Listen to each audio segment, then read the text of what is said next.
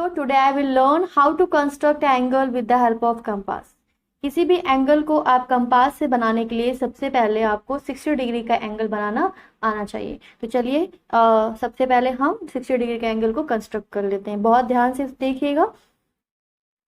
सबसे पहले हम क्या करेंगे, एक लाइन को ड्रॉ कर लेंगे। क्या करेंगे, एक लाइन को ड्रॉ कर लेंगे विथ एनी मेजरमेंट। लाइन जो है, इस लाइन को आप मान लीजिए ये ए है और ये पॉइंट हमारा बी है, लाइन ए बी। ओके, फिर अपने कंपास में पेन को लगाइए और बिल्कुल इसको आप जो है अपने सरफेस पे रखकर बिल्कुल ये बराबर होना चाहिए आपका। ओके, तो इसको फिर आप पेन को लगाने के बाद आप कंपास के टिप को एनी सर्टेन रेडियस, आप जो है किसी भी रेडियस मीन्स कि इनके बीच के जो डिस्टेंस, आप कितनी भी डिस्टेंस रख सकते हो। इस टिप को, कंपास के टिप और जो पेन की जो टिप है, इनके बीच में जो डिस्टेंस, इसको रेडियस कहते हैं। तो कितने भी सेट आप इतनी रेडियस ले लो, इससे ज़्यादा रेडियस ले लो, कम रेडियस ले लो, कितनी भी रेडियस आप रख सकते हो, लेकिन इसको आप फिक्स कर लीजिए। आप जो है इस रेडियस को आपको फिक्स करना है, इसे बार बार चेंज नहीं करना है, ना ही बदलना है। ओके, तो फिर कंपास की जो टिप है, उस कंपास के टिप को आपको पॉइंट ए पर रखना है और फिर वहां से एक आर्क ड्रॉ करना है। ओके, तो आपका एक आर्क ड्रॉ हो गया। अब आर्क ड्रॉ हुआ तो आपने यहाँ पर देखा कि आप ये आर्क जो है इस लाइन को कहाँ पे इंटरसेक्ट कर रही है, पॉइंट सी पर। जहां पर ये आर्क इस पॉइंट इस लाइन को इंटरसेक्ट करी थी, वो पॉइंट क्या है, सी। तो ये सी पॉइंट पर आपको वापस फिर इस कंपास के टिप को कहाँ पे रखना है, पॉइंट सी पर रखना है और बिना इसके रेडियस को चेंज है, जो पहले हुआ था वही यहाँ इधर भी रहेगा। फिर आपको एक आर्क और लगाना है।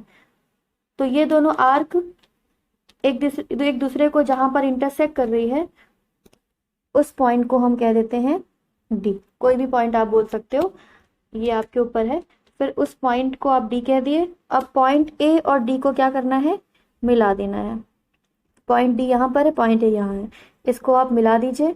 तो आपको ये पहला जो एंगल मिलेगा, ये पहला एंगल, वो एंगल क्या होगा, 60 डिग्री का एंगल होगा। एंगल का सिंबल ऐसा होता है, a angle D A C. Angle D A C is equal to क्या है, 60 डिग्री होगा। आप डी ए सी भी बोल सकते हैं और C angle C A D भी बोल सकते हैं। ये भी कितना है, 60 डिग्री। क्यों, जहां पर ये एंगल कंस्ट्रक्ट कर रहा है, एंगल जहां पे बन रहा है, वो उसका पॉइंट क्या होना चाहिए, उसका पॉइंट बीच में आना चाहिए। ये देखिए, यहाँ भी बीच में, यहाँ पे भी बीच में है, दोनों ही पॉइंट बीच में आ गया है। लेकिन आप इसको डी ए सी बोलिए, चाहे ये सी ए डी बोलिए, ठीक है। ये एंगल जो है टू आर्म्स को लेकर बनाया है, जैसे कि ये ए सी एंड ए डी। दो आर्म्स के बीच में जो एंगल बनता है, जो उनका झुकाव होता है, वो वही एंगल कहलाता है। ओके, तो हमने यहाँ पर सीखा कि हम एंगल 60 को कैसे कंस्ट्रक्ट करेंगे। अब हम आ जाते हैं अपने एंगल 120 पर। किस पर, 120 पे। 60 हमने बना लिया, 120 बहुत आसान बन जाएगा। जितना हमने ये रेडियस लिया था, फिक्स सर्टेन ऑफ रेडियस, जो आपने ये रेडियस लिया था, उसी रेडियस से आपको यहाँ पर पॉइंट डी पर रख करके एक आर्क और लगाना है। एक और आर्क लगाया तो आपको क्या मिला कि इनके बीच का जो डिस्टेंस था वो 60 डिग्री का ही तो था। 60 डिग्री, यहाँ से यहाँ तक का जो एंगल था वो 60 डिग्री का था। तो यहाँ से फिर हम लगाएंगे तो ये 60 कितना हो जाएगा, 120। कितना हो जाएगा, 120। और जो ये पॉइंट है, इसको आप ई दे दीजिए। क्या देते हैं, पॉइंट ई। पॉइंट ई को पॉइंट ए से मिलाने पर, पॉइंट ई को पॉइंट ए से मिलाने पर हमें जो यहाँ से यहाँ तक का एंगल मिलता है, वो एंगल क्या कहलाएगा, 120 डिग्री एंगल। 120 डिग्री का एंगल कहलाता है। ओके, ऐसे ही उसी फिक्स रेडियस से आपको, चलिए इस आर्क को हम थोड़ा बढ़ा लेते हैं क्योंकि हमें और चाहिए। इस आर्क को हमने बढ़ा लिया, ठीक है। अब इसी फिक्स रेडियस को हमने, जहां पर हमने पॉइंट ई को, यहाँ से यहाँ तक 60 था, यहाँ से यहाँ तक 60, 60 प्लस 60 120, और 60 में और कितना जोड़ेंगे तो 180 हो जाएगा। 60 जोड़ना पड़ेगा, तो 60 का एक और लगाते हैं। एक आर्क और लगा दिया। देखिए हमारे पास जगह कम थी, लेकिन यहाँ पे आप ध्यान दे सकते हो कि ये पॉइंट हमें मिल गया है।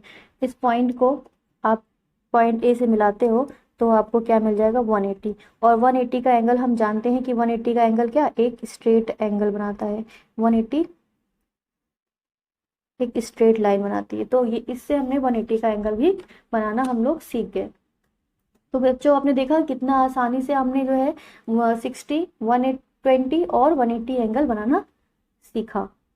ओके ओके बच्चों, आपने ये तो जाना कि ये जो हमारा पहला एंगल कंस्ट्रक्ट हुआ था वो एंगल डी ए सी, वो क्या था, 60 डिग्री का था। कैसे आप जानोगे कि ये 60 है, कैसे हम मान लें कि ये 60 है? तो आपको मैंने पहले भी कहा था कि हम जो है हर चीज़ का कंक्लूजन भी निकालेंगे। देखिए 60 कैसे है, यहाँ पर देखिए, यहाँ पॉइंट ए से लेकर ए सी तक जो है देखिए 4 सेंटीमीटर है। आप यहाँ पे नापिए, इस जो लेंथ है इसकी 4 सेंटीमीटर मेरी आ रही है, आपकी अलग भी आ सकती है, ठीक है, 4 सेंटीमीटर है।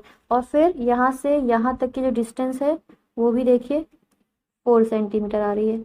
अब इस पॉइंट को आप डी को, डी को पॉइंट सी से देखिए, मिल रखिए यहाँ पर, अगर यहाँ पे भी एक मिला दोगे आप इसको, तो आप इसे भी मिला देंगे तो आपको क्या मिलेगा, 4 सेंटीमीटर ये भी है।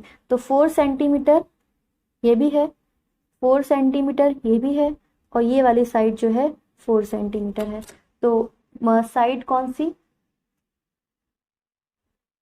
साइड ए सी इक्वल है ए डी के और डी सी, ये तीनों ही साइड क्या है, इक्वल है 4 सेंटीमीटर की। जब किसी भी, देखिए आप यहाँ से क्या, ये एक ट्रायंगल फॉर्म कर रहा है। कोई भी ट्रायंगल जिनकी तीनों साइड बराबर हो उसे क्या कहते हैं हम लोग, इक्विलेटरल ट्रायंगल। इक्विलेटरल ट्रायंगल उसे हम कहते हैं इक्विलेटरल ट्रायंगल। इक्विलेटरल ट्रायंगल में क्या होती है, हमने पढ़ा है कि all sides are equal. Equilateral triangle क्या होती है, all sides are equal. And दूसरा पॉइंट क्या होता है, all angles are equal. All angles are equal मतलब कि इक्विलेटरल ट्रायंगल जो होती है जिनकी तीनों साइड बराबर होती है उनके तीनों एंगल भी बराबर होते हैं। तो ये 60, ये भी 60 और ये भी 60, ठीक है। तो तीनों एंगल, ऐसा कौन सा आप एंगल, क्या यहाँ पे 70 रखेंगे, यहाँ भी 70, तीनों एंगल सेम रखना है आपको। 70 यहाँ रखते हैं, 70 यहाँ रखते हैं, 70 यहाँ रखते हैं, तो 210 हो जाता है। आप 50 रखते हैं तो 50, 50, 100 प्लस 50, 150, तो तब भी कम है। और आपको पता है sum of all angle of a triangle is 180। मतलब कि किसी भी ट्रायंगल, कोई भी ट्रायंगल आप बना लीजिए, किसी भी ट्रायंगल के तीनों एंगल का जो सम है वो हमेशा क्या होता है, 180 होता है। तो आप यहाँ 60 रखिए, बराबर ही रखना है, तो 60 यहाँ रखिए, 60 यहाँ रखिए, 60 यहाँ रखिए, तो 60 प्लस 60 प्लस 60 कितना हो गया, 180 आएगा ना। मतलब ये ट्रायंगल तो है, ट्रायंगल फॉर्म कर रहा है, और सभी एंगल को इक्वल रखना है तो 60 ही रख सकते हो आप। तो इससे हमें पता चल गया है कि यहाँ पे जो हमारा एंगल पहला फॉर्म हुआ है वो 60 ही होगा। आप इसको आप कितनी भी बड़ी लंबाई का जो है आर्क लगाइए, कितना भी रेडियस लेकर, यहाँ मेरे को 4 सेंटीमीटर का रेडियस था, या आप इसको सर्कल बनाते तो ये रेडियस ही तो होती, जहाँ पे सेंटर है सेंटर पे रखते ये रेडियस बनता, ये एक सर्कल बनता, तो ये रेडियस ही तो है। तो ये जो रेडियस है आपकी, इस रेडियस, ये रेडियस 4 सेंटीमीटर थी, तो यहाँ भी रेडियस वही चीज बन के गया है, तो ये भी 4 है। आप सोचिए रेडियस हम जब सर्कल बनाते हैं तो ये भी तो रेडियस है, सेंटर से लेकर के आर्क तक की जो दूरी है, डिस्टेंस है, वो भी 4 सेंटीमीटर, और इसको भी हमने नाप लिया, ये भी 4 सेंटीमीटर है। तो हमें पता चल गया कि ये इक्विलेटरल ट्रायंगल था। इक्विलेटरल ट्रायंगल की तीनों साइड्स इक्वल होती हैं तो तीनों एंगल भी इक्वल होते हैं। तो ऐसे कौन सा एंगल हम यहाँ पर तीनों में रख दें, जो किसी भी ट्रायंगल में हम कौन सा एंगल यहाँ पर रख दें जो तीनों बराबर हो और एक ट्रायंगल बना रहा हो। तो 60 ही पॉसिबल है, 60 60 60 ही रखेंगे तभी 180 आएगा, क्योंकि सम ऑफ ऑल, दुनिया का कोई भी ट्रायंगल हो, कोई इतना बड़ा हो, कोई बहुत बड़ा हो, कोई बुर्ज खलीफा के लंबाई का हो ट्रायंगल, तो सभी ट्रायंगल के तीनों एंगल का सम हमेशा 180 होता है, हमेशा 180 होता है। तो आपको समझ में आ गया होगा कि ये 60 कैसे हम लोग जाने कि ये 60 का है। जब ये 60 बना, 60 से हम और आर्क लगाते गए, तो 60 यहाँ से यहाँ तक 60, फिर यहाँ से यहाँ तक 60, फिर तो 60 प्लस 60 120 यहाँ से यहाँ तक हो गया,